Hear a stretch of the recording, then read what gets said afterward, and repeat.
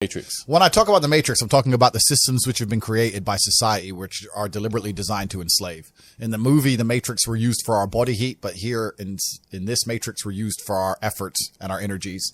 And you're existing inside of a system which is deliberately rigged to make the rich richer and for the poor to stay poor. Yeah. And you can sit there and get upset about it. You can sit there and cry about it and say the system needs to change, which is what some people do, socialists, XYZ. But I know that's a waste of time, right? That's futile. The best thing to do is to understand the rules of the game and find a way to win. So yes, the game is rigged. Yes, the rich are always going to get richer. Yes, the poor are always going to struggle. And that's the way the game is set up. So you still need to find the best move on the chessboard. There's no point sitting there saying, I want to play a different game, because that's never going to happen. Because the people with the money are the people who have the control and they have the power. And why would they have the game set up any other way? Why would they change it? Right? Yeah.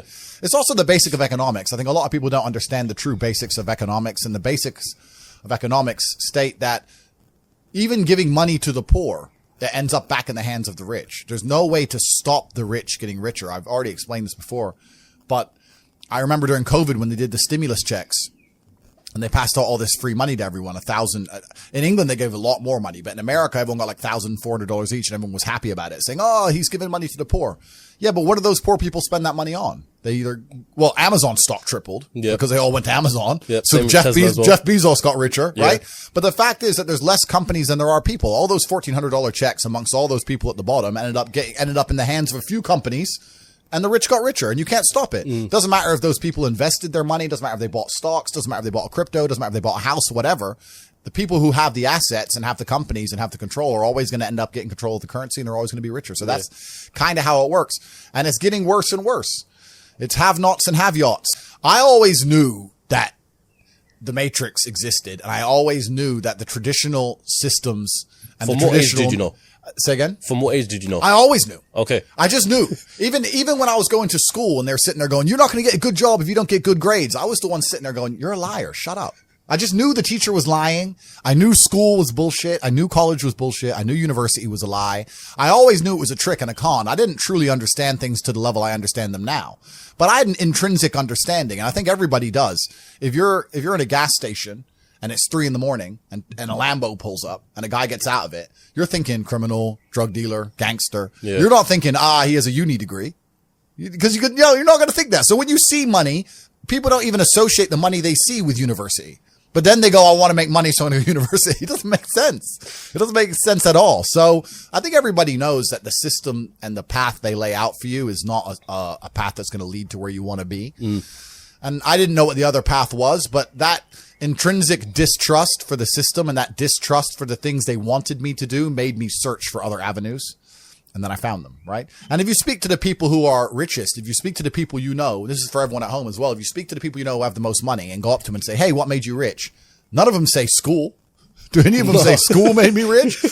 I got an A in GCSE. Like, who gives a shit? It's bullshit, right? So it's all indoctrination. And I think that property is one of the big tools the Matrix uses to enslave. To keep you in the system. Completely, man. You buy a $10 million house in whatever country. You don't want to piss off the government of that country.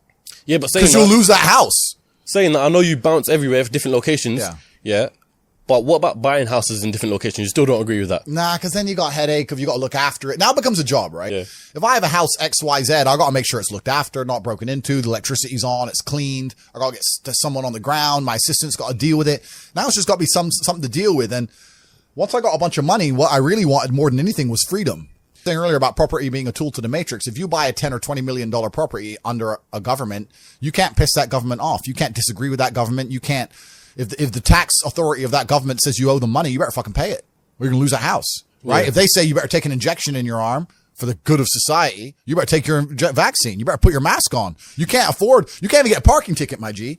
Listen, if I'm in England right now, I don't own any assets in England, right?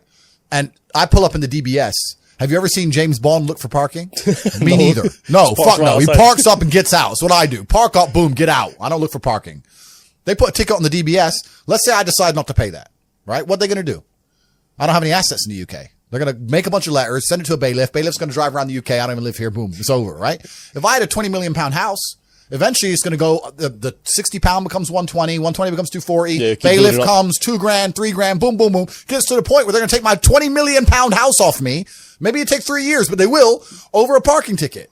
So by buying that property, you're now giving you're giving the government a way to hurt you. You're giving them a leverage over you.